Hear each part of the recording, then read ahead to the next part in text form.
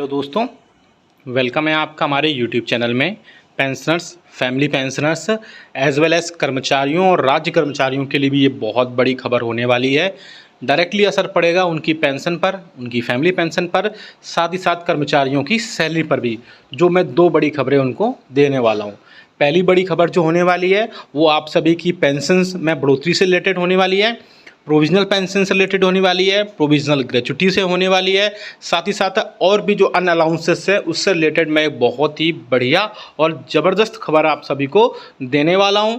साथ ही साथ जो दूसरी बड़ी खबर होगी वो नए पे कमीशन के गठन को लेकर के आएगी। अभी अभी जो है राज्यसभा से, वित्त मंत्रालय के व्यय विभाग से, यानी राज्यसभा से मिनिस्ट्री ऑफ फाइनेंस के डिपार्टमेंट ऑफ एक्सपेंडिचर की तरफ से एक बहुत ही ऑफिशियल नोटिफिकेशन आया है। एक राज्यसभा में एक क्वेश्चन पूछा गया था, उसके आंसर में कई सारी चीज़ें अब क्लियर हो पाई हैं। नेक्स्ट पे कमीशन में आपकी बढ़ोतरी, आपकी जो पेंशन में बढ़ोतरी है उससे रिलेटेड, साथ ही साथ और भी कई चीज़ें जो आपकी पेंशन से रिलेटेड है, वो सभी चीज़ों का मैं आपको ऑफिशियल नोटिफिकेशन के साथ ही सारी चीज़ें आपको डिटेल में बताऊँगा। इसीलिए इस वीडियो को पूरा लास्ट तक देखिएगा और अगर चैनल पर पहली बार आएँ तो चैनल को ज़रूर सब्सक्राइब करिएगा। साथ ही साथ आप हमारी वीडियोस की लेटेस्ट नोटिफिकेशन के लिए घंटे के निशान को ज़रूर प्रेस करिए, तभी आपके पास हमारी वीडियोस की लेटेस्ट नोटिफिकेशन आ पाएगी और आप हमारे वीडियोस को इसी तरीके से आगे भी वॉच कर पाएंगे। आपको बेल आइकन प्रेस करना मस्ट होता है सब्सक्राइब करने के बाद भी, तभी आपके पास नोटिफिकेशन आ पाएगी और आप लेटेस्ट जो वीडियोस हम अपलोड करते हैं जैसे वैसे ही आपके पास इन्फॉर्मेशन और जो भी सारी चीज़ें होती हैं वो आप तक पहुंच पाती हैं। पहली बड़ी खबर मैं आपको देने जा रहा हूं। जी हाँ दोस्तों, आपकी प्रोविज़नल पेंशन पर है, आपकी प्रोविज़नल ग्रेच्युटी है और इसके अलावा और भी जो आपकी बहुत सारी चीज़ें इसमें इंक्लूड होती हैं रिटायरमेंट के बाद में, उन सभी पर मैं बड़ी खबर देने जा रहा हूं। जैसा कि आप सभी को पता है कि कर्मचारियों और पेंशनर्स के लिए जो है उनको पेंशन का प्रावधान है, साथ ही साथ उनको रिटायरमेंट के बाद में ग्रेच्युटी प्रोवाइड कराई जाती है। तो बहुत सारे जो पेंशनर्स रिटायरमेंट होते हैं तो उनकी जो है पेंशन टाइम पर नहीं आ पाती है। बहुत सारे पेंशनर्स अभी मैसेज कर रहे थे कि उनकी इस मंथ की पेंशन अभी तक नहीं आई है, तो जिसके चलते वो परेशान रहते हैं। कभी वो बैंक के चक्कर काटते हैं, कभी वो अपने ऑफिसेस के चक्कर काटते हैं, लेकिन उनकी पेंशन आने में बहुत ज़्यादा डिले हो जाता है, जिसके चलते वो बहुत ज़्यादा परेशान होते हैं। तो उसी के बाद में गवर्नमेंट ने एक बहुत अच्छा इनिशिएटिव्स लिया है और सभी बैंक्स को, CPCCs को, साथ ही साथ आपके ऑफिसेस के जो CPA हैं उन सबको एक बहुत ही क्लियर इंस्ट्रक्शन दिए हैं कि जो भी पेंशनर्स हैं, और वैसा मैं आप सभी को बता दूं कि government time to time pensioners की पेंशन उनके खातों में पहुंचे उसके रिगार्डिंग बहुत इनिशिएटिव्स लेती भी रहती है और सबका एक टाइम बाउंड फिक्स है कि इस चीज़ के लिए इतना ही टाइम लगेगा और इससे ज़्यादा टाइम नहीं लग सकता है। जैसे आप रिटायरमेंट होते हैं तो उसके बाद में आपको PPO ऑर्डर जारी किए जाते हैं, उसके बाद में आपका फिजिकल वेरिफिकेशन होता है और आपकी पेंशन आपके स्टार्ट हो जाती है। लेकिन इस बीच में जो सपोज़ इस मंथ अगर कोई पेंशनर्स रिटायरमेंट हुआ तो ये सब प्रोसेस करते करते, फिजिकली वेरीफाई करते करते बहुत ज़्यादा समय लग जाता है, जिससे 3 से 4 मंथ, कभी कभी 5 मंथ तक का भी टाइम लग जाता है। तो इसी बीच गवर्नमेंट ने टाइमली बिल्कुल सारी चीज़ें क्लियर हों, टाइमली इसमें पेंशन आपके खातों पर पहुंचे, उसके लिए इनिशिएटिव्स लिए हैं और उसको टाइम बाउंड कर दिया है। जी हाँ दोस्तों, सारी चीज़ें टाइम बाउंड हो चुकी हैं।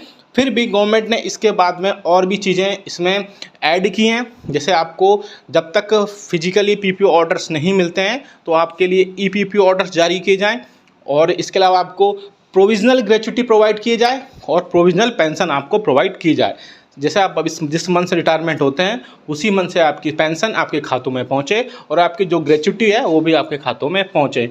इस सब में क्योंकि फिजिकल वेरीफाई होने में बहुत ज़्यादा समय लग जाता है, जिसके चलते पेंशनर्स और फैमिली पेंशनर्स को बहुत ज़्यादा दिक्कतों का सामना करना पड़ता है उनकी पेंशन उनको लेने में। तो इसीलिए आपको प्रोविजनल पेंशन और प्रोविजन ग्रेच्युटी का प्रावधान कर दिया गया है, जिससे आपकी सारी चीज़ें आपके खातों में आएंगी और आपको जब रियल जो फिजिकल वेरीफाई होने के बाद में जब सारी चीज़ें आपको प्रोवाइड कराई जाएंगी तो वो उसमें से सारी चीज़ें सेटलमेंट कर दी जाएंगी और आपको प्रोविजनल पेंशन और आपको प्रोविजनल ग्रेच्युटी आपकी तत्काल तुरंत प्रभाव से जारी कर दी जाएगी।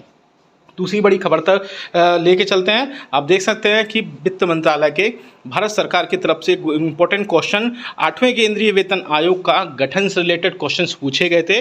जी हाँ दोस्तों, आप क्वेश्चन देख सकते हैं। पहला क्वेश्चन पूछा गया था, क्या वित्त मंत्री यह बताने की कृपा करेंगे कि क्या जनवरी 2016 से जनवरी 2023 के दौरान केंद्रीय कर्मचारियों के वेतन और केंद्रीय पेंशन भोगियों के पेंशन में केवल 42% की वृद्धि हुई है, जबकि इसी अवधि में देश की प्रति आय 111% तक बढ़ गई थी? यदि हाँ, तो इससे रिलेटेड इसमें ब्यौरा क्या है।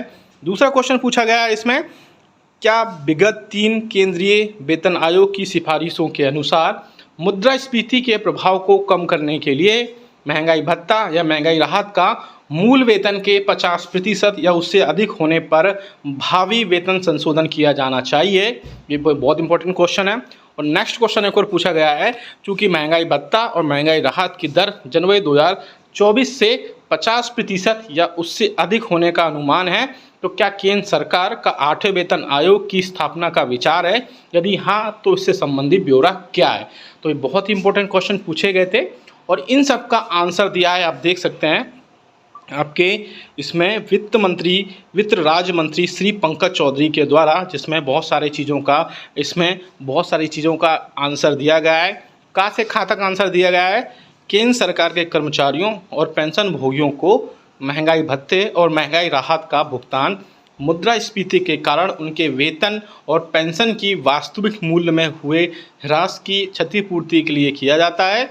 इन दरों में जनवरी 2023 में वेतन और पेंशन के 42% की वृद्धि की गई थी।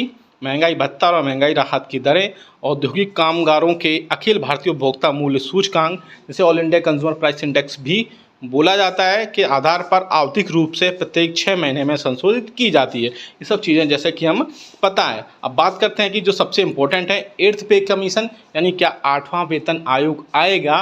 क्या सरकार के पास में क्या कोई ऐसा प्रपोजल है जिससे न्यू पे कमीशन के बारे में चर्चा की जाए? तो इसके रिगार्डिंग आंसर आया है कि सरकार के पास में अभी ऐसा कोई भी प्रस्ताव विचाराधीन नहीं है। यानी अगर आपका DA और DR 50% क्रॉस करता है, उसके बाद भी जो है सरकार जो DA और DR होगा वो 50% के बाद कंटिन्यू बढ़ता जाएगा। न्यू पे कमीशन जो कि 8 पे कमीशन होगा, उसके बारे में सरकार के पास में कोई भी प्रपोजल जो है प्रस्तावित नहीं है, कोई भी प्रस्ताव विचाराधीन नहीं है। तो हो सकता हो आगे आने वाले दिनों में 8वें वेतन आयोग देखने को ना मिले और उसके अल्टरनेटिव्स बहुत सारे हैं। उसके अल्टरनेटिव्स पर भी मीडिया में कई बार चर्चा हो चुकी है। इसके रिगार्डिंग कई सारे हो सकते हैं, चाहे वो ऑटोमेटिक पे रिवीजन हो या फिर इसके अलावा जो है कई सारे एक्रोइड फार्मूला है। इन सब चीज़ों पर चर्चा हो सकती है, लेकिन अभी गवर्नमेंट के पास में कोई भी प्रस्ताव या बोल सकते हैं प्रपोजल विचाराधीन नहीं है जिससे 8वां वेतन आयोग लाया जा सके और कई सारी चीज़ें इसमें ऐड हो सकें। तो आप क्या सोचते हैं 8वें वेतन आयोग पर? क्या वो आएगा या आएगा तो कब तक नहीं आएगा?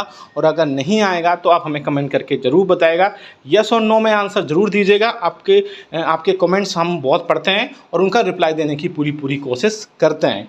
और साथ ही साथ पेंशन पर भी आप बताइएगा कि पेंशन पर आपको टाइमली पेंशन आपकी खातों में आती है या टाइमली पेंशन खातों में नहीं आती है, आपको बहुत ज़्यादा परेशान होना पड़ता है आपकी पेंशन खातों में पहुंचने के लिए। ये वीडियो बहुत इंपॉर्टेंट था।